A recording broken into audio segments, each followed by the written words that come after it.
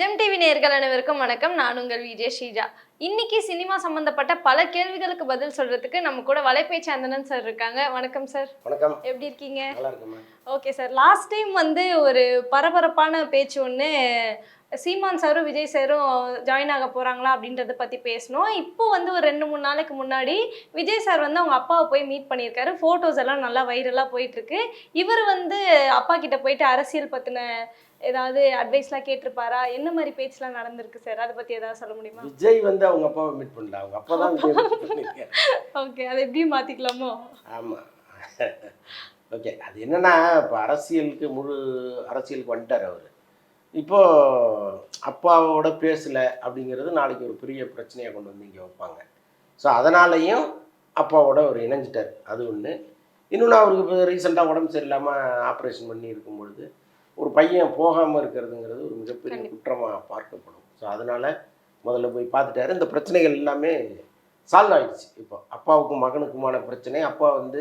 அப்பாவுக்கு மகன் மீது பெரிய அன்பு இருந்தால் கூட பல நேரங்களில் விமர்சனமும் பண்ணிக்கிட்டு இருந்தார். இப்போ அவருடைய வாரிசு படத்தெல்லாம் அவர் விமர்சனம் பண்ணார், லியோ படத்தை விமர்சனம் பண்ணார்.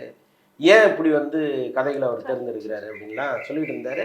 அவர் எப்போவுமே மகன் மீது பெரிய அளவுக்கு அன்பு இருந்தால் கூட விமர்சனம் பண்ண வேண்டிய இடத்துல விமர்சனம் பண்ணாமல் இருந்ததே கிடையாது. இப்போ நாளைக்கு விஜய் அரசியல் ரீதியாக ஏதாவது ஒரு தவறு செய்யும் பொழுது அவர் டேரிங்காக பேசுவார். ஸோ அந்த சூழ்நிலையில் இப்போ அப்பாவை கொண்டு பக்கத்தில் வச்சிட்டோம்னா அவர் முன்னாடியே சொல்லிடுவார்ல, தம்பி இது தப்பு வேணாம் அப்படிம்பார்ல. ஸோ அதெல்லாம் இருக்குது.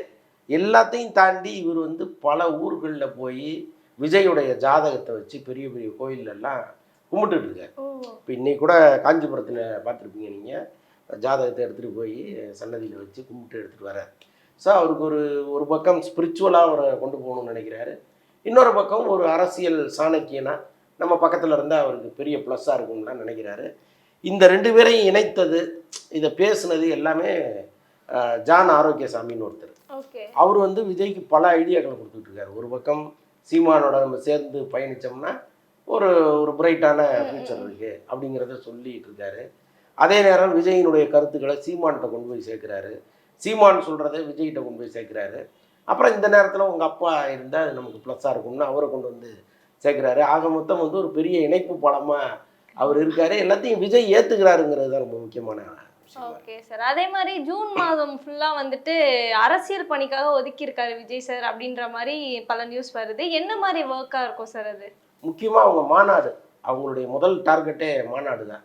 இந்த முதல் கோணல் முற்றிலும் கோணல்னு ஆயிடக்கூடாதுங்கிறதுக்காக இந்த மாநாடை ரொம்ப சிறப்பாக பண்ணணும்னு நினைக்கிறார். எல்லாருமே மாநாடு போடுவாங்க, பிரியாணியும் குவாட்டரையும் கொடுத்தா வந்துடும் கூட்டம். அது எல்லா கட்சியும் அப்படி தானே பண்ணுறாங்க. அப்போது தன்னார்வத்தோடு வர்ற தொண்டர்களை நீங்கள் காட்டணும். இப்போ இந்த கூட்டத்துக்கு வர்ற அந்த பெரும் கூட்டம் காசு வாங்கிட்டு வரல, எல்லாருமே விரும்பி வந்தவங்க அப்படிங்கிற ஒரு உணர்வை மக்கள் மத்தியில் முதல்ல நீங்கள் காமிக்கணும். ஸோ அதற்கான ஒரு பெரிய விஷயம் அவர் பேசிகிட்டு இருக்கார். அது சரியாக நடந்துருச்சுன்னா அதுக்கப்புறம் அவருடைய ஸ்பீடு வேறு மாதிரி இருக்கும். ஸோ அதுதான் அவருடைய முதல் அஜெண்டா. Okay sir. இப்போ கோட் படத்துக்கு அப்புறமா வினோத்தோட டைரக்ஷனில் சார் படம் பண்ண போகிறாரு அப்படின்ற மாதிரி சொல்லியிருக்காங்க. அந்த படம் எந்த அளவுக்கு போயிட்டுருக்கு சார்? இப்போ இந்த போன பௌர்ணமி வந்தது இல்லையா, இப்போ ஒரு 4-5 நாளைக்கு முன்னாடி, அன்னைக்கு தான் அந்த நிறுவனத்தோட ஒரு அக்ரிமெண்ட்டே போட்டார். அதுக்கு முன்னாடி வரைக்கும் வெறும் பேச்சுவார்த்தையாக போயிட்டு இருந்துச்சு. அந்த பௌர்ணமி அன்னைக்கு அக்ரிமெண்ட் சைன் பண்ணாங்க. இதற்கப்புறம் வினோத் வர்ற 6ஆம் தேதி சைன் பண்ணுறதா ஒரு தகவல் இருக்குது. ஓகே. அதுக்கப்புறம் அவங்க அது ஒரு வேகம் பிடிக்கும். இப்போதைக்கு அவர் ஸ்கிரிப்ட் எழுதிட்டு இருக்காரு வினோத். ஆக மொத்தம் இது ஒரு அரசியல் படமாக வருதுங்கிற மாதிரி சொல்கிறாங்க. அப்போ அதனால தான் அவர் இதை சூஸ் பண்ணியிருக்காரு அப்படின்னு எடுத்துக்கலாமா? இல்லை, அவர் யாரை சூஸ் பண்ணாலும் அது அரசியல் படமாக தான் இருக்கும். என்ன, அடுத்து தேர்தல் தானே. அப்போ இவருடைய கொள்கைகள்லாம் எங்கே போய் சொல்கிறது? சினிமாவில் சொல்லும்போது தான் அது இன்னும் போய் ரீச் ஆகும்.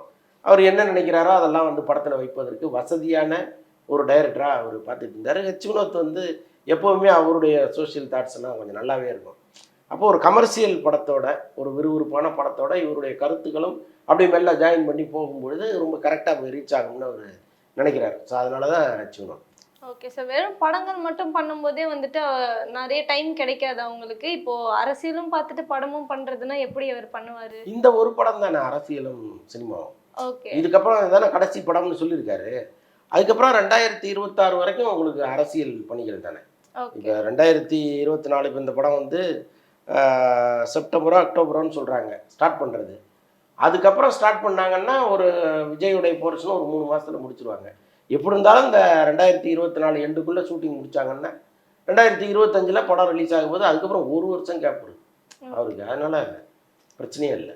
Okay sir. ஒரு சைடு பார்த்தோம்னா தளபதியோட அப்டேட் மேல அப்டேட், படங்கள் அப்டேட்டா இருக்கட்டும், அரசியல் அப்டேட்டா இருக்கட்டும் நிறைய வந்துட்டு இருக்கு. இன்னொரு சைடு பார்த்தோம்னா அஜித் சார் எங்கப்பா இருக்கீங்க, அந்த ஒரு விடாமுயற்சி முயற்சியாவே இருக்கு அப்படின்ற மாதிரி பல ரசிகர்கள் வந்து வருத்தப்பட்டுட்டு இருக்காங்க. அதே மாதிரி குட் பேட் அக்லில வந்து இப்போ கீர்த்தி சுரேஷ் இணையறாங்க அப்படின்னு கேள்விப்பட்டோம். அது உண்மையா? இல்லை, ஏற்கனவே நயன்தாராட்ட பேசியிருக்காங்க. மொத்தம் 3 பேர் இல்லை, ஓ 3 ஹீரோங்கும் போது 3 பேர் இருப்பாங்கல்ல. ஏற்கனவே நயன்தாரா கமிட் ஆகிருக்காங்க, இப்போ கீர்த்தி சுரேஷ்ட பேசிகிட்டு இருக்காங்க. இன்னொருத்தர் யாருன்னு தெரியல. Okay sir. இப்போ இந்த படத்துக்கு அப்புறம் அவர் யாரு கூட படம் பண்றதுக்கு வாய்ப்பு இருக்கு? சிறுத்தை சிவாவா இல்ல மோகன் ராஜாவா? சிறுத்தை சிவா தான், அவர் தான் அடுத்த லிஸ்ட்டில் இருக்கார். நீண்ட கால காத்திருப்பு அவர் தான். இன்னொன்று வந்து அஜித்துக்கு ரொம்ப கம்ஃபர்டபுளான டைரக்டர்னா சிறுத்தை சிவா தான். 2 பேருமே ஃபேமிலி வைஸ் நண்பர்கள். ஓகே. இவர் ஃபேமிலியும் அவர் ஃபேமிலியும் அந்த அளவுக்கு ரொம்ப நெருக்கமானவர்கள். ஸோ அதனால் ரொம்ப ஈஸியாக அஜித் என்ன நினைக்கிறாரோ அதை சொல்லி இதை செய்யுங்கன்னா அதை சிவா வந்து செய்கிறாரோ செய்யலையோ இது ஏன் செய்கிறாங்கிறதுக்கும் ஒரு காரணம் வச்சுருப்பார். செய்யலைன்னா அந்த காரணத்தை அவர் சொன்னார்னா அஜித் ஏற்றுப்பார். ஸோ அந்தளவுக்கு அவங்களுக்குள்ள ஒரு அண்டர்ஸ்டாண்டிங் இருக்குது. இப்போ புதுசாக வேற ஒரு டைரக்டர் வரும்போது அதெல்லாம் ரொம்ப கஷ்டம். ஸோ அதனால தான் அஜித் எப்பவுமே தனக்கு சாதகமான தனக்கு பிடித்த இயக்குநர்களாக பக்கத்தில் வச்சுப்பார். நல்ல திறமைசாலிகள் நிறைய பேர் இருந்தால் கூட அவங்களோட நம்ம கம்ஃபர்டபுளாக ட்ராவல் பண்ண முடியுமாலாம் அவர் பார்ப்பார். ஸோ அந்த இடத்துல வந்து எப்போவுமே சிவா வந்து முதல் இடத்துல இருக்கிறார். ஸோ அதனால் முதல் உரிமை அவருக்கு தான். ஒருவேளை அவர் வந்து அவர் நடுவில் ஒரு ஹிந்தி படம்லாம் ஏதோ பேசிகிட்டு இருக்காங்க போல.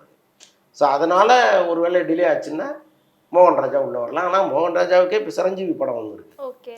அவர் அதை முடிச்சுட்டு இங்கே திரும்ப வந்து தனி ஒருவன் 2 சம்மந்தமாக பேசிகிட்டு இருக்காங்க. ஸோ இதெல்லாம் இருக்குது.